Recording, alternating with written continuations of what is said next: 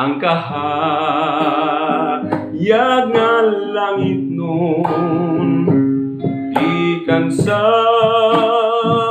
Diyos Amahan. Siya ang nagabantay man, kay siya maluluyon. Iiwag mo ang kahayag sa mga gingit-ngitan, kay adunay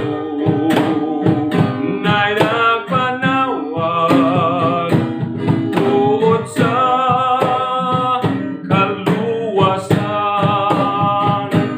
Magandang nakita karon sa atong kaugalingon, aron kita niya pagdaton sa mao nga panahon. Iiwag mo ang kahayag sa mga gingit-gitan, kay adunay nagpanawag tuod sa kaluwasan. Iiwag mo ang kahayag sa mga gingit-ngitan, kay adunay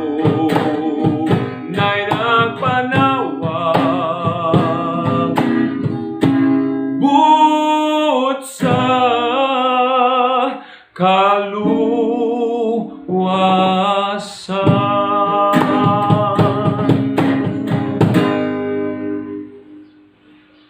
Tabang sa tanan nga nalisdan,